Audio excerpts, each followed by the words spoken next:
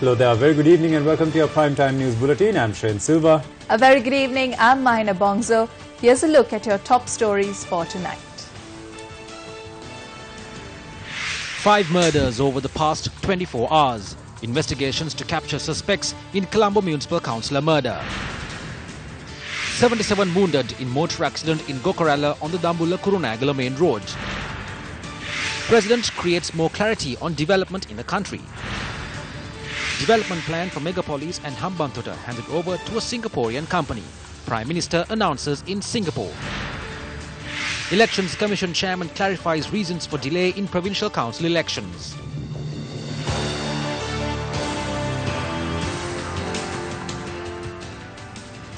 A Colombo municipal councillor was shot and killed down C Street this morning. This was the 5th murder reported in the country in the last 24 hours, beginning at 8 p.m. last night.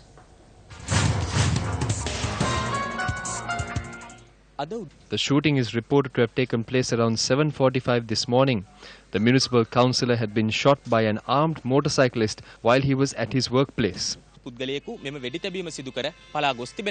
The victim shot and killed has been identified as Colombo Municipal Councillor Krishna Pillai Kirubanandan, known commonly as Krishna. The 40-year-old councilman had arrived at his workplace this morning to attend the funeral proceedings of former urban councillor Velani Venian, who had passed away yesterday. After being shot by the armed motorcyclist, who had immediately fled the scene, Councillor Krishna Pillai Kirubanandan was admitted to the Colombo National Hospital with serious injuries where he passed away. Krishna Pillai Kirubanandan contested the recently held local government election under the independent group Navodaya People's Front. The independent group received 2 seats in the election, which was divided among Krishna Pillai Kirubanandan and Sumira Pires. Sumira Pires is the eldest son of Lal Pires, alias Kudulal, who currently resides in the United Kingdom. Sumira Pires' twin brother Samira Pires also contested the local government election but did not win a seat. Meanwhile, 800 meters away from C Street, another shooting took place last night in the 131 Vatta area in Jampata Street. The victims in the shooting, which took place around 8:15 last night, were 50-year-old Elizabeth Pereira, her 58-year-old husband Sellaya Selvaraj, and 2 others who were admitted to the Colombo National Hospital. The husband and wife, who later succumbed to their injuries, were running a food store in Jampata Street. A shooting was reported in the 131 Vatta area on the 24th of June, which left Karuppaya Palani Ganesh with serious injuries. Locals in the area say the couple killed in last night's shooting had witnessed the June 24th shooting and had not provided evidence to the case, which created a rift between the 2 factions. Ganesh's wife had also been murdered by a certain group around 3 years ago. Police are investigating the incident. The body of an individual with lacerations was found in a 3-wheeler abandoned down a by road in the Nahena area in Kiribatgoda this morning. The victim has been identified as Danushka Taranga Gunaratna, a father of 3 and a resident of the Nahena Vatta area in Hunupitiya. 3 masked suspects had forcefully entered the victim's residence at around 3 this morning and threatened his wife and children before hacking him to death.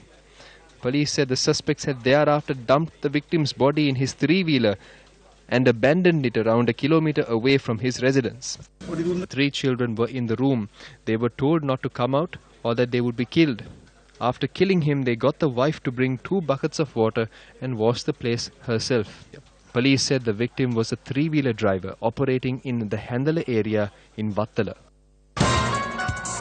Meanwhile, the body of an unidentified woman was found in the canal which flows in the Keselgamu Oya on the Hatton-Bhagavantalawa main road. Police suspect the victim to be around 30 years old and was murdered before being dumped in the canal. The Norwood police are conducting further investigations into the incident.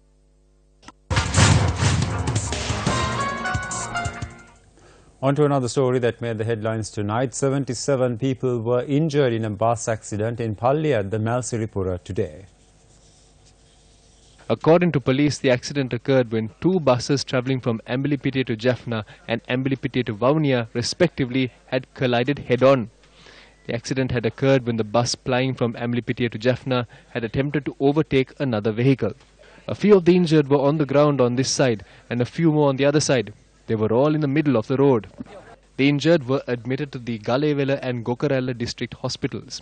According to our correspondent, around 40 of the injured victims had been transferred to the Kurunagal Teaching Hospital. 2 Buddhist monks and several army soldiers were among the wounded. Hospital sources said 3 of the patients are in critical condition. Both the bus drivers are also receiving treatment for their injuries, while the Gokarela police are conducting further investigations.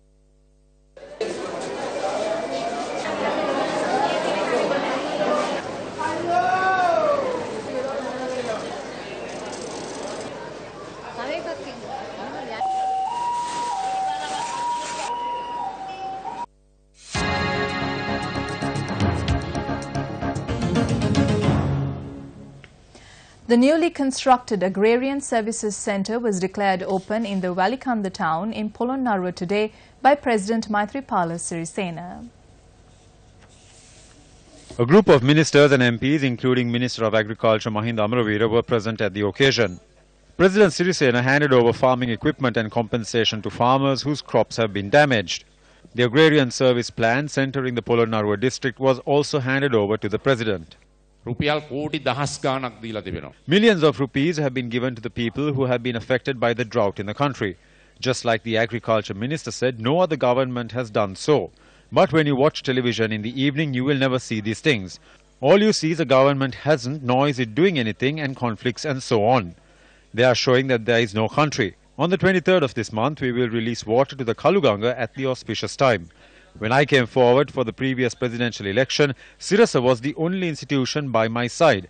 I had no one else. But the people of this country did not take any notice of the nonsense, filth and character assassinations shown on TV. So the intelligent people reject such attempts made by certain media. The inauguration ceremony of the 6th World Cities Summit 2018 was held in Singapore today. The keynote address was delivered by Prime Minister Ranil Wickremesinghe. The summit, which commenced at the Sands Expo and Convention Centre in Singapore, was attended by representatives of 135 countries. Singapore's Deputy Prime Minister and Coordinating Minister for Economic and Social Policies, Tharman Shanmugaratnam, Andhra Pradesh Chief Minister Chandrababu Naidu, Chairman of the summit, Tommy Koo, also attended the ceremony.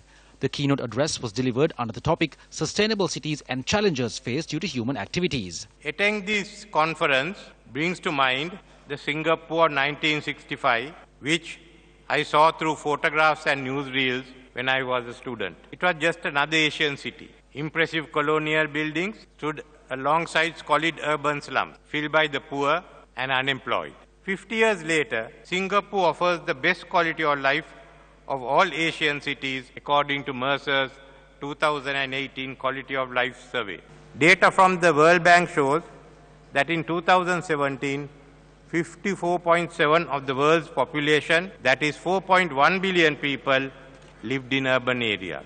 This has happened because around the world, urbanization has been a transformative trend that has propelled economic growth. By bringing people and enterprises together, large cities have become centers of industrialization. Sri Lanka's long-term objective envisage exploiting our strategic location in the Indian Ocean to ensure our economic development in a region which will be pivotal for global economic growth.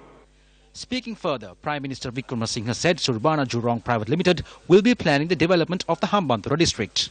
The mega infrastructure includes the development of the ports of Colombo and Hambantota in the south, the new landfill project adjacent to the Colombo port, which is planned as an offshore financial center. 4 special economic zones will provide the infrastructure for industry. We envision the western province of Sri Lanka, which includes Colombo, the capital Sri Jawadhanapura, as a megapolis of interconnected metropolitan areas. This would include a light railway system with elevated railways, elevated highways, a multimodal transport hub, the development of old waterways, and 3 LNG plants. The plans for megapolis were prepared by Surbana Jurong and the Ministry of Megapolis, and they are in the initial stages of implementation.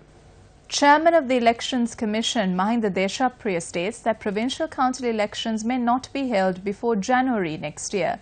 Deshapriya made this statement while joining a special discussion with Newsfirst.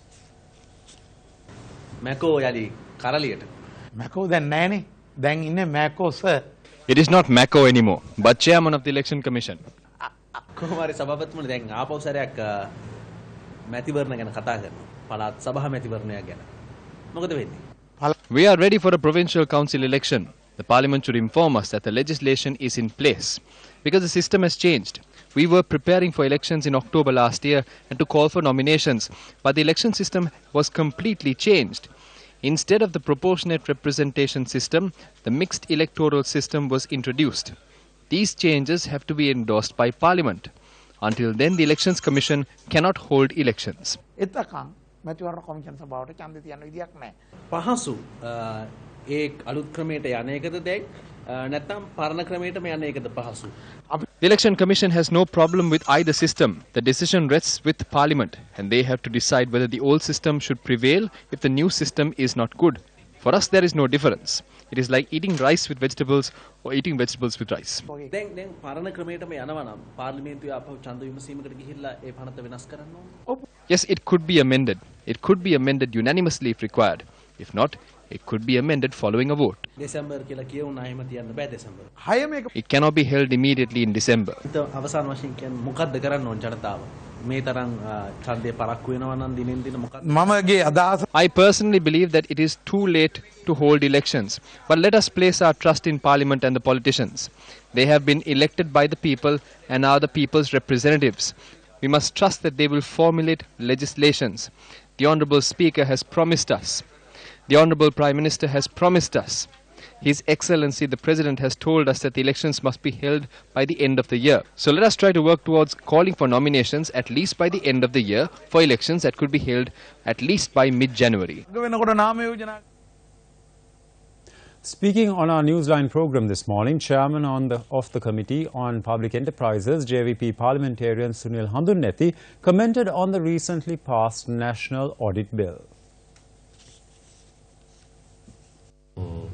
Because there are so many connection with the private sector projects, the government projects, RDA, CB, and so many other institutions. They are with the private investment, private projects. Then that is why Auditor General and Audit Commission must have the power to investigate the private sector activity, what they done in their project. Then, for example, if you have do some projects to the private contractor to highway, to make the highway, or some other electricity project, our project. You know, there are so many mini hydropower projects with the private sector, public-private partnership. Then Auditor General must have the power to investigate those private sector accounts also. Correct.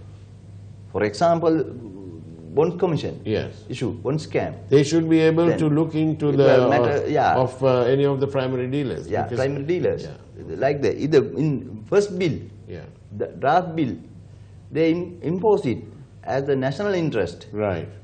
According to the national interest, Auditor General must have the power to investigate the private sector also. It is not the force, but the agreement. Speaking further, MP Sunil Handunnethi expressed the following views. He's going to impose a surcharge on a ministry secretary when a mistake is made. This is an important factor. What was mentioned in it was the power was vested with the President. We were against it. The Auditor General should be removed to give powers to the Audit Service Commission, as there will be a conflict of interest. There is a judge in the Audit Service Commission, but that option was not considered. Finally, it was amended that a surcharge can be imposed on a ministry secretary by the Secretary to the Treasury. But there is a gap. Who is going to impose a surcharge on the Treasury Secretary if a mistake was made? This does not provide a solution to fill the gap. P.B. Jayasundar appeared before court as the Treasury Secretary. As we all know, the Secretary of the Ministry of Finance is the official who is responsible for many financial transactions. It is a huge issue in this audit bill. Next, the internal audit should be done under the supervision of the Auditor General. It was also removed from the bill. 100,000 rupees was the maximum fine for providing false information to the Auditor General. It was declared by the Commission. The Cabinet had reduced it to 5,000 rupees. We had an amendment stating the minimum charge should be 5,000 rupees. These were the major issues in it. According to the original audit bill prepared by the Auditor General, the department was given the authority to audit the projects implemented by the private sector as well. ව්‍යාපෘති සම්බන්ධයෙන් private sector එක පවා Tensions flared during the Horana Divisional Development Committee meeting today when a group including parliamentarian Vidura Wickramanayake entered the meeting uninvited. The Horana Divisional Development Committee meeting was held at the Horana Divisional Secretariat this morning. An hour after the meeting began, MP Vidura Wickramanayake and a group of local government representatives of the Sri Lanka Podujana Perumuna for Horana entered the meeting. This prompted a group of United National Party representatives of the Horana Urban Council and Pradeshiya Sabha who were in the premises of the Divisional Secretariat to also enter the chambers of the meeting.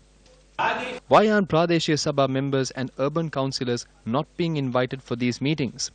Who made this decision?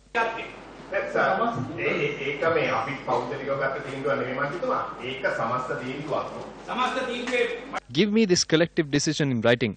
We held the chairmanship for this. We invited all councillors and officials. How was this stopped? Thereafter, tensions flared between the two groups.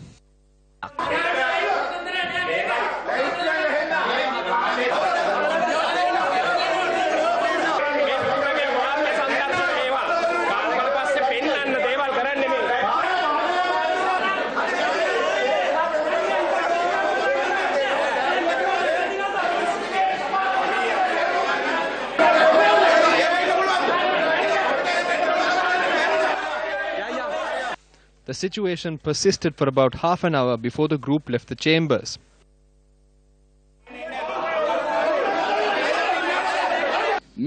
This isn't councillors' rights that are being violated. It is the right to resolve the issues of the people that is being violated. Which is why we decided today to look into this and give the representation for all councillors at these development meetings. A policy-based decision was taken. The Divisional Secretary has authorized the chairpersons of all councils, deputy chairperson and opposition leader to attend the meeting. If this wants to be changed, raise the issue in Parliament. A common decision should be conveyed to the Divisional Secretary through the Speaker. This behavior definitely has to be the attempt to fulfill objectives of a third political force. This is why we put on a show like this before the media. Another phase of the Elia conference was held in Mathura yesterday. This government came into power to ensure law and order and the rule of law. But we are seeing an increase in the number of murders, a rise of the underworld and drugs. This was prevalent even in Jaffna, though an MP said it wasn't during the time of the LTTE. What she couldn't say was that after the war ended, none of that existed in Jaffna until 2014. As we are heading towards deterioration in every sector, the people expect to hand over these matters to those who are capable of handling it, be it the country's development, economy, national security and law and order. We have to tell this government, no matter what election you postpone, you can never postpone the presidential election. The Constitution has clearly stated when the presidential election should be held. So the presidential election should be announced exactly 490 days from today. Footage of parliamentarian Bimal Weerawansa's behaviour during the heated debate which erupted in Parliament last week over the statement made by parliamentarian Vijayakala Maheshwaran is making the rounds on social media.